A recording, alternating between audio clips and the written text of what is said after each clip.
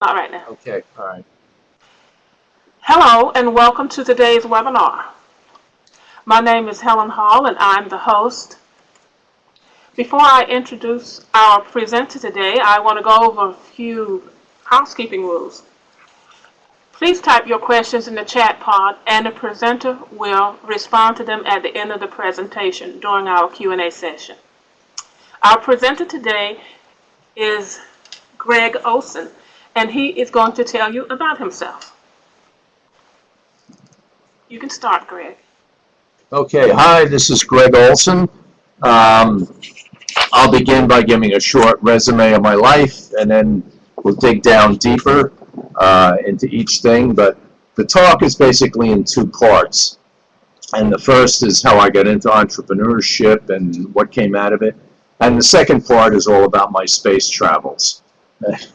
Another way of putting it is the first part is how I made the money, and the second part is how I spent it. So let's start off with my life history in about 10 seconds. I have a bunch of technical degrees from Fairleigh Dickinson and the University of Virginia. I worked at RCA Laboratories for 11 years, which is now the Sarnoff Research Center, specializing in semiconductor optoelectronic materials, lasers, photodetectors. Started my first company, Epitax, in 1984. Sold it in 1990. Started my second one, Sensors Unlimited, in 1992. Sold that a couple of times. I flew to space in October of 2005 with the Russian Space Agency. And now I do angel investing under GHO Ventures. Now, let me drill down a little bit into each one. Again, after spending 11 years at RCA Labs as a research scientist, I spun off in 1984, raising $1.5 million in venture capital with just 5 people. But one of the things I think we did right was we really focused on just fiber optic detectors. These are the things that convert the pulses of light into electrical signals in a fiber optic system. We worked hard, and after 5 years, we grew to 55 people with $5 million in revenue. And in April of 1990, we were acquired for $12 million. About 9 years, I left about a year later and had nothing to do with what happened 9 years later. But by that time, Epitax had risen to over 1,000 people and was acquired by JDS Uniphase for a sum of $400 million. Like a typical entrepreneur, after we sold Epitax, I hung around for about a year and then left and started my second company called Sensors Unlimited. Sensors Unlimited focused on near-infrared imaging, things like night vision and process control. But we were self-financed this time from my Epitax proceeds and also from Small Business Innovation Research contracts called SBIR. Now, anyone who's thinking of starting a high-tech business, if you don't know what the letters SBIR stand for, go and find out, because it's a great system the federal government has for funding R&D at small business. But the primary function is to get small businesses to turn research into products. And it's a wonderful system, and we used it both at Epitax as well as Sensors Unlimited. Even though we started off primarily with R&D contracts, we did, as soon as possible, get into commercial products. And by 1999, most of our work was commercial, and only 30% was R&D. In 1998, the internet boom was starting to surface. And we found that our infrared cameras and the detector arrays used in them were starting to show up in telecommunications applications instead of military imaging. And by 1999, we had over $12 million in revenues and were profitable. And that's when the real boom hit. And in the year 2000, we got acquired by Finisar Corporation for stock valued at that time at $600 million. Fast forward 2 years later, the market crashed. Those of us with gray hair remember it well. And in October of 2002, we actually bought the company back for $6 million. It was an employee buyback. Now, people say, wow, that sounds like you were really shrewd and you kind of, pulled the wool over their eyes or something. But Not really, when you realize that when we were acquired by Finisar, we were purchased for stock. We were purchased for 20 million shares of Finisar stock. Now, at that time, it was worth they were $30 a share, which is where that big number comes from. 2 years later, the stock was down on the order of 50 cents at one time, and at its absolute lowest. So when you see $30 divided by 50 cents, you see the ratio of 600 to 6 isn't that far out of line.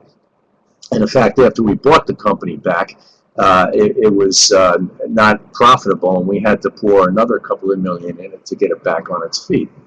But we did that, and 3 years later, we were profitable, and we got acquired by Goodrich Corporation for $60 million. So that's kind of the history of my two startup companies. A little bit of history lesson. If we remember March of 2000, we didn't realize it then, but it turned out that's when the NASDAQ stock market peaked.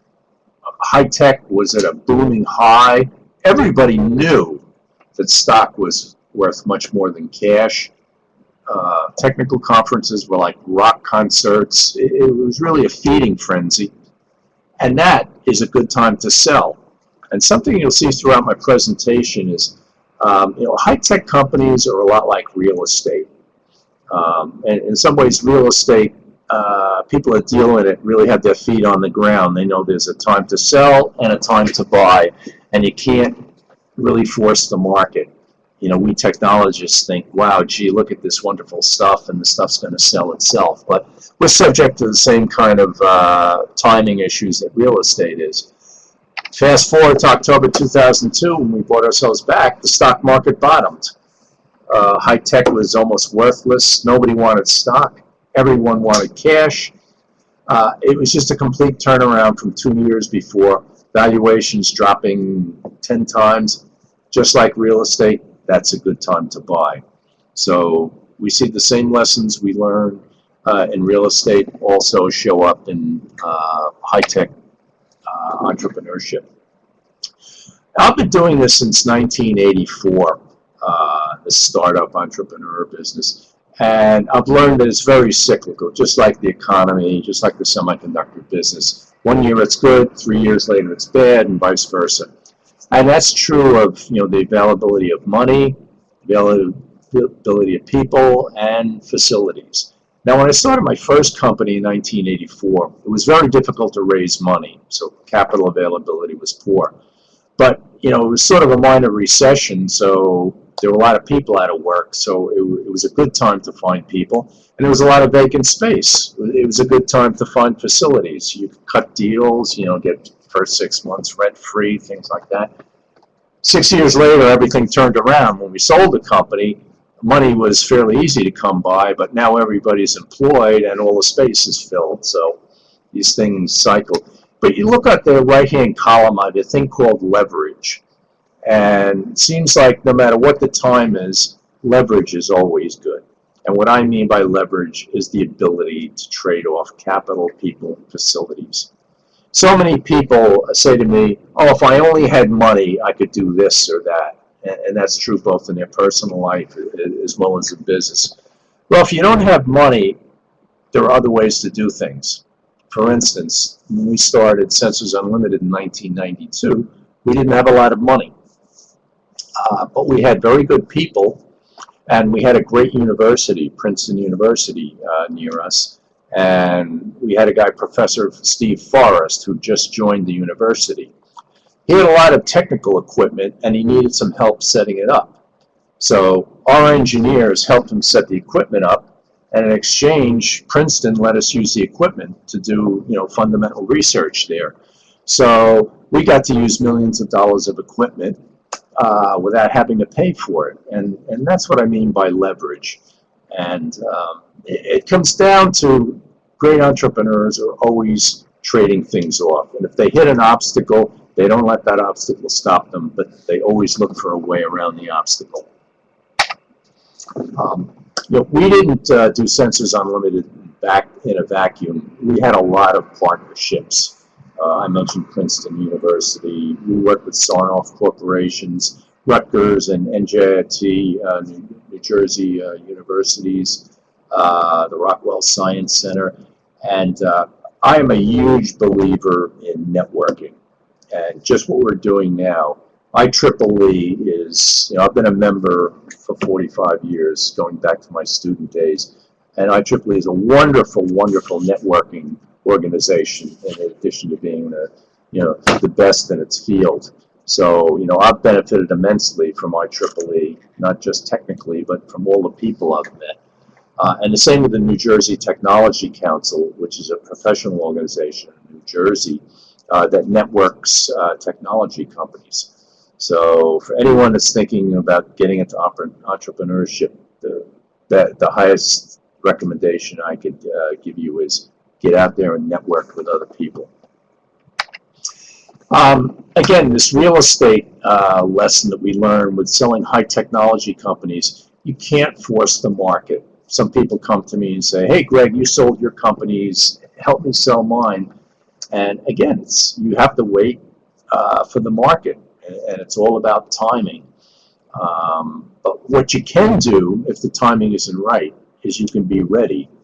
And by that I mean have a good management team in place and have a great team presentation, which is not just one charismatic leader doing all the talking, but a team of people: finance, marketing, operations, sales, just to show you have a complete team. And when the market does get ready to sell, just like a house, get a good price, but don't hold out for the best. Some people, when houses are selling, the person up the block got a high price, so they feel they have to get a higher price. And what they should do is say, hey, if I get a good price for this house, I'm satisfied, and walk away. And same thing is true for the high-tech market. Don't try and time the market to hit the top, because you'll invariably lose. So, what did I learn from 25 years of doing this? I'll go to my grave thinking lean and mean is better. I love organizations that have low overhead, modest salaries, and put the money into the business. Another thing I've learned to do is to hire people who are better than me. And I always joke, only slightly, that that's not too difficult to do in my case. But I've found over the years that instead of having people that I can boss around and control, it's better to have people that will control me, that'll say, no, I don't think we should do this. Here's the approach I think we should take. And I respond to that, and I like to feel that I work for my people, not order them around. So, if you bring on good people, let them take over and really work hard, generally success will follow. Another thing I've learned is don't try to avoid mistakes, but deal with them.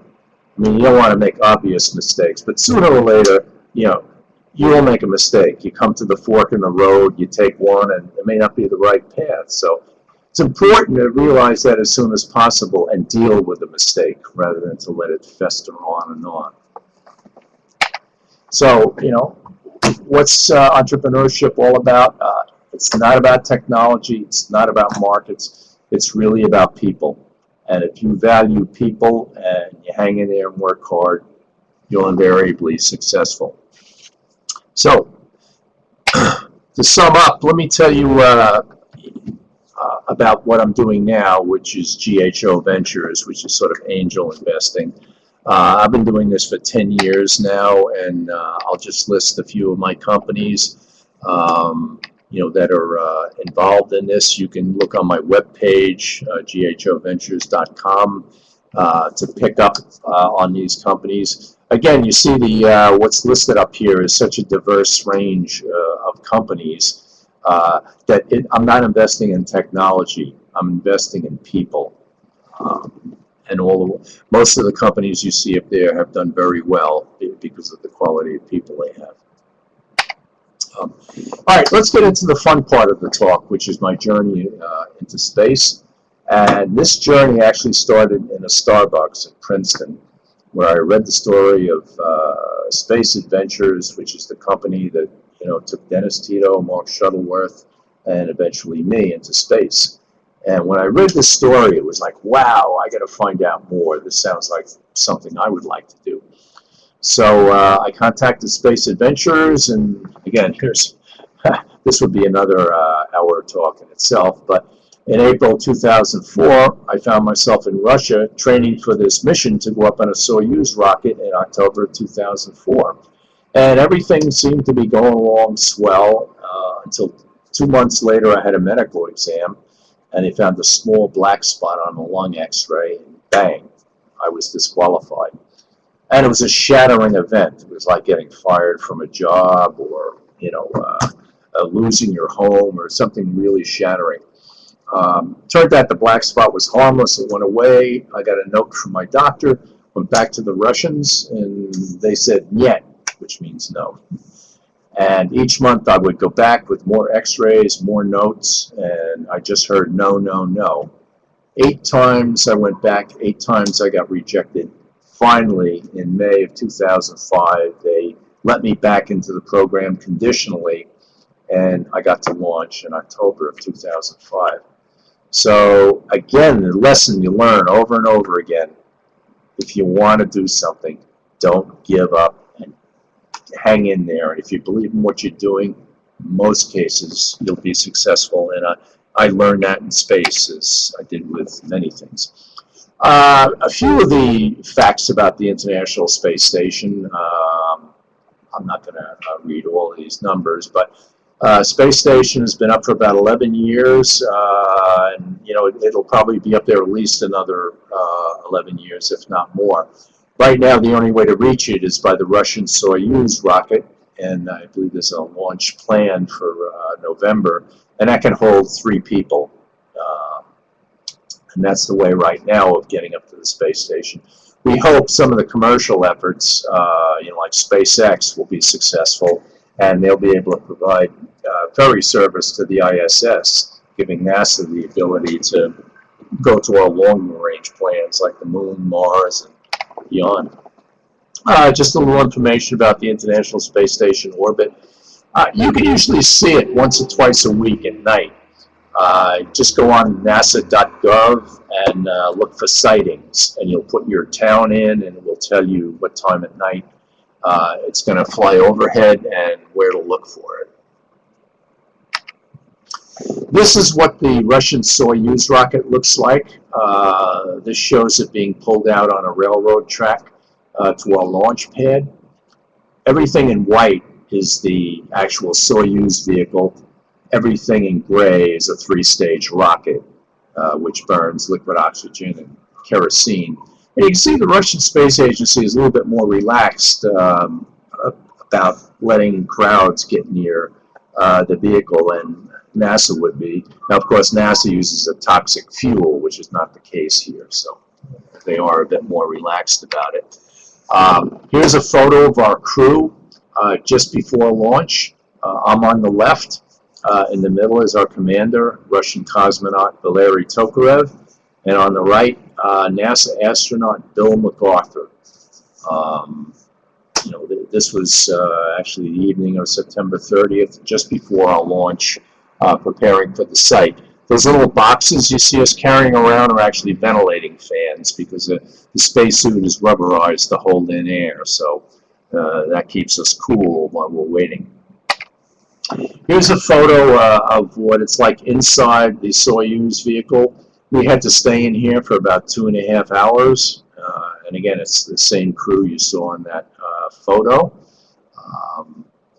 One of the things I share with people is we all wore diapers during the flight, because in this part of the waiting and takeoff, there's no facility to use. So like many space people before us, we use diapers. Here is our actual launch, October 1st, 2005, from Baikonur, Kazakhstan.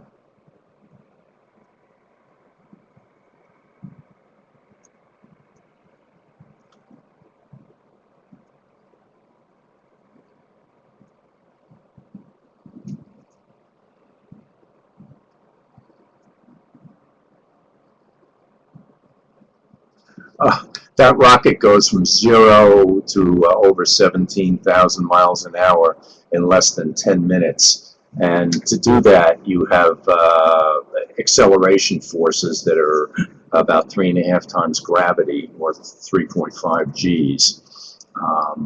The launch was pretty smooth, other than being pushed back in our seat. That was the only thing we really felt. And as I mentioned, in about 10 minutes, we were orbiting the Earth. But you can't just go up to the space station and smash into it. You have to gradually adjust your orbit and velocity until you're exactly the same as the International Space Station. So we spent 2 days orbiting Earth before we docked. And here's a picture of me inside the Soyuz. Once we're in orbit and we leak check the cabinet, we can open our spacesuits and take our gloves off. And you can see me holding a video camera, which I use to take some of the video you'll see in this presentation. And that video camera is still up on the ISS. What I did is I brought the mini cassettes down with me. Here's our actual docking at the ISS. That's our Soyuz TMA-7.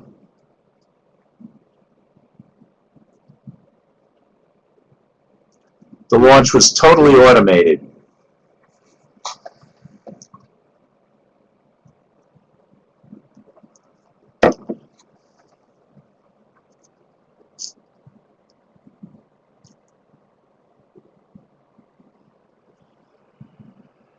And we're locking the Soyuz to the ISS and doing all our leak checks before we can open the hatches.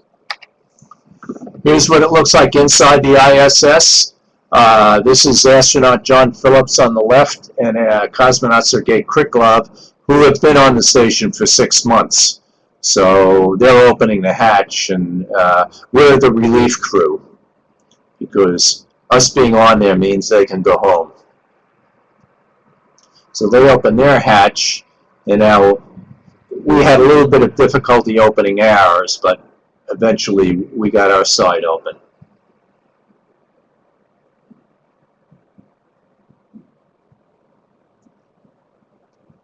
And this was video downlink to Mission Control Center at Korolev in Moscow. Here's astronaut Bill MacArthur coming on board. That's a Navy bell being rung. That's a tradition that astronaut Bill Shepard was the first commander of the ISS, and he was a Navy man, so he brought the bell up. Here comes cosmonaut Valery Tokarev, our commander.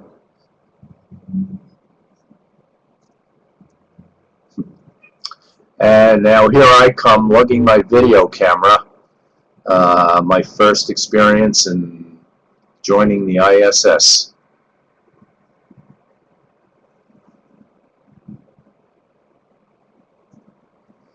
We had a lot of posing to take pictures and do video downlinks for Mission Control Center as well as for NASA TV.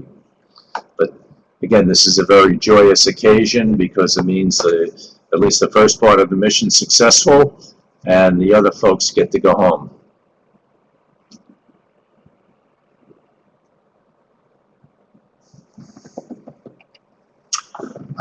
Here's a picture of me floating in space on the ISS. And people ask me, what was the most fun part of it? And I'll tell you, just being weightless for 10 days, it was an incredible experience. It's one you just have to live it to know what it's like. I'm actually holding some biological samples. I took bacteria samples for European Space Agency while I was up there. And in the upper right, you see that yellowish box, and that's a thermoelectrically controlled refrigerator that I kept the samples in, and we brought that back down when we returned to Earth. Here's the view looking outside.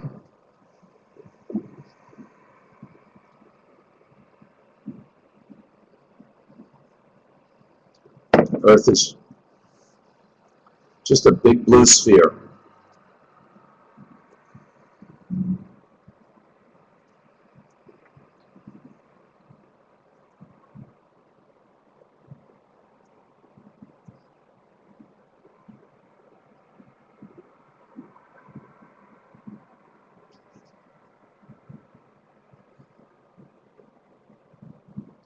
unless you're looking directly at the sun, space is black, because there's no, where you see the blue, that's where there's air, and air scatters sunlight. So it scatters blue most, red the least, so that's why the sky looks blue. Just as when you look up and see blue sky, we look down and see blue sky. Here's some video of me drinking water on the ISS. I've got the water fountain in my hand.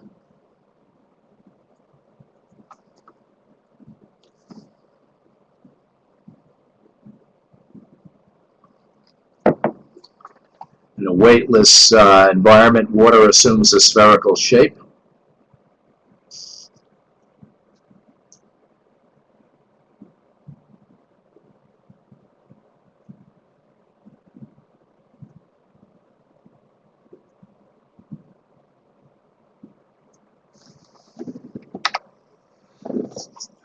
Here's some of the food that we eat.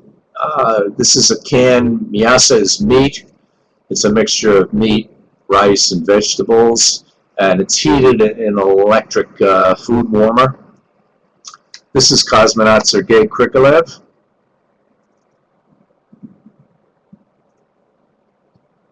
Sergei has spent 803 days of his life in space, not all consecutive, but total. That's a world record.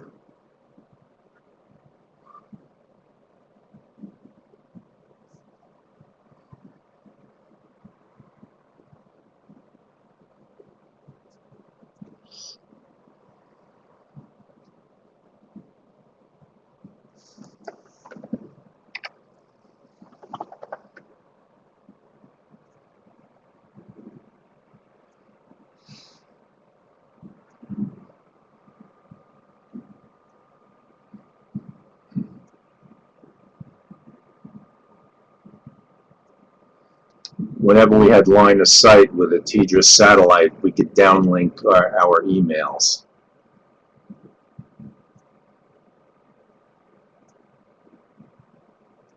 This is some of the fun stuff you can do in a weightless environment.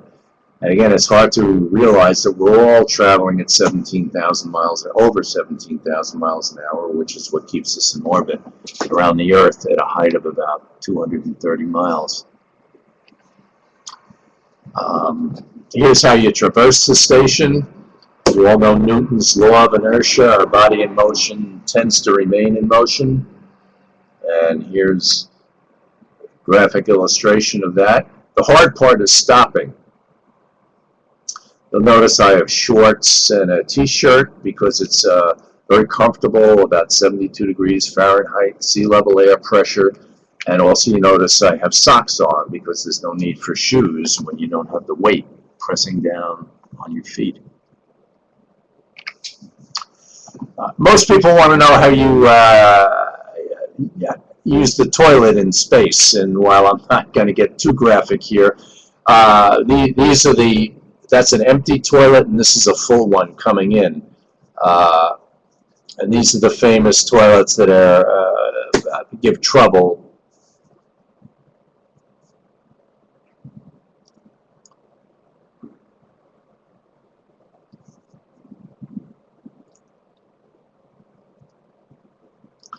This is astronaut John Phillips. He's been there for 6 months, so he gets to show. And astronaut Bill MacArthur is on the ground. He just arrived, so he gets to install the toilet.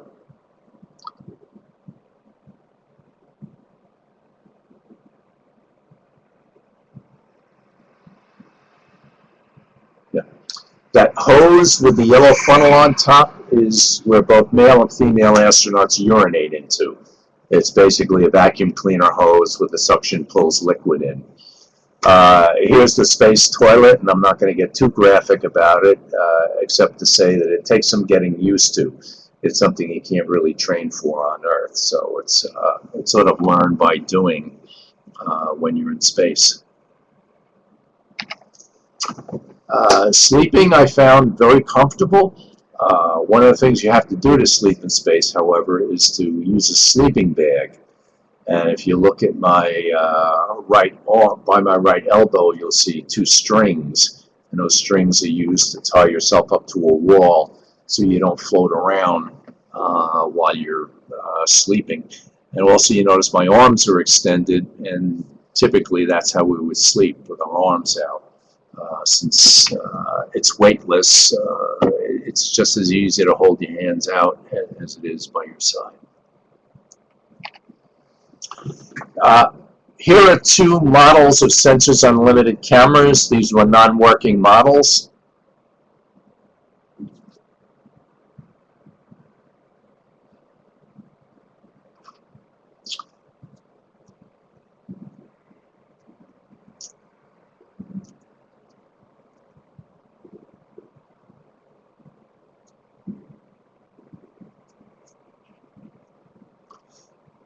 Because of ITAR restrictions, I wasn't allowed to bring a working camera up into space. It's a long story, but that's why it was a model and not the real thing.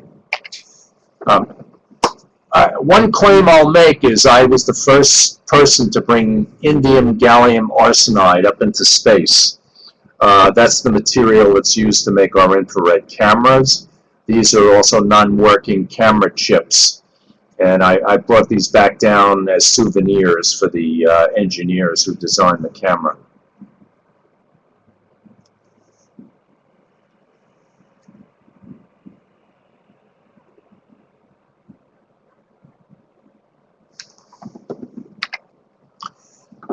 Little physics demonstration here, moment of inertia. You've probably all done this in your mechanics classes with a notebook. It spins easily about 2 axes, but not this one. It wants to go back to those other 2. There's the stable axis.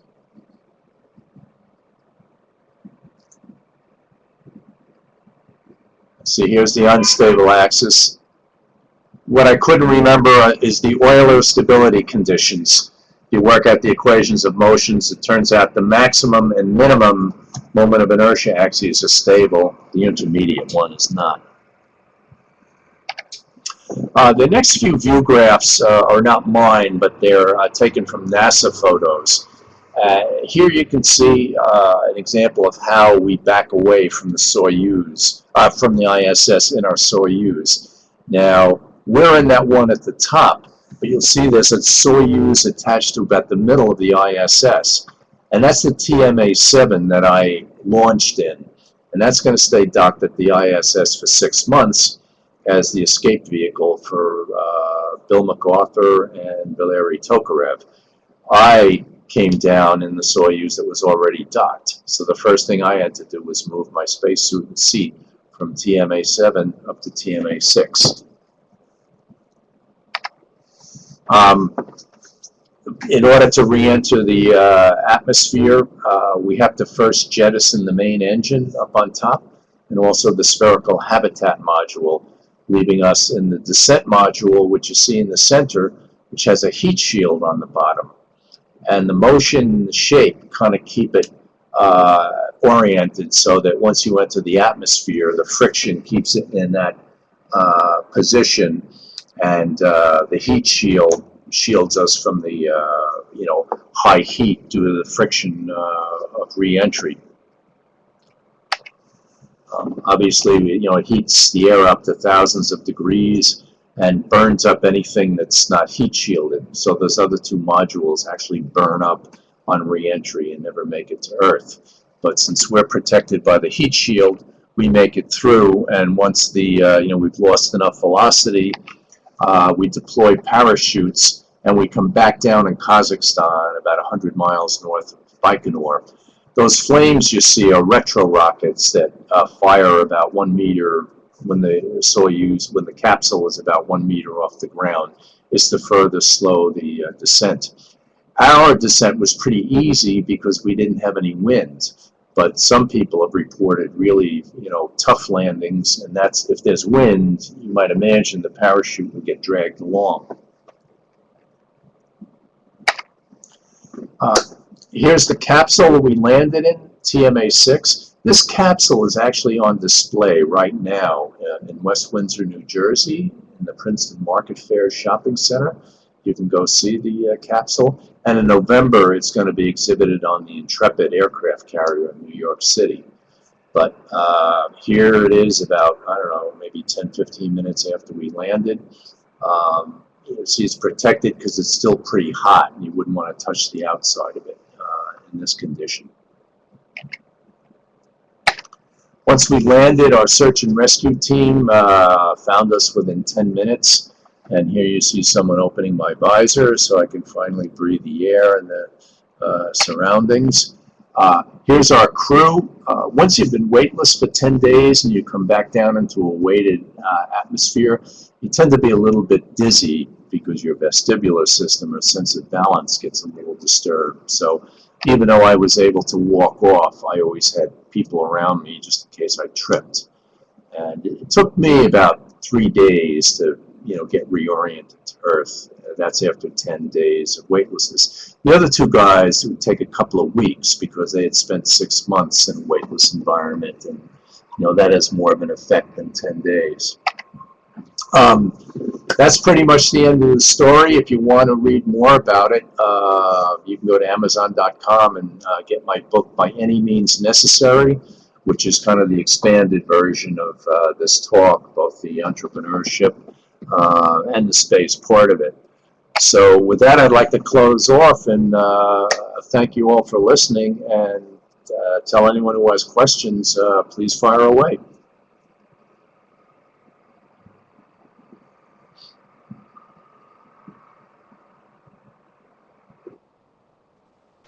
Dr. Olson, did you say how long you were in training? For 6 months in a place called Star City, which is just outside of Moscow.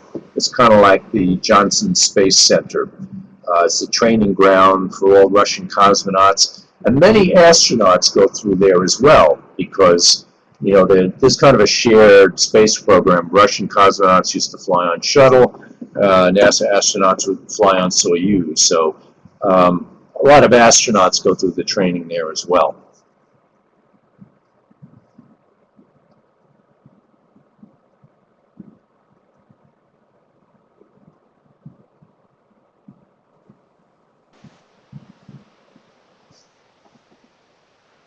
Okay, if we don't have any more questions, on behalf of IEEE USA, I'd like to thank Dr. Olson and thank you very much. Participants. Okay, I'm going to end the presentation now.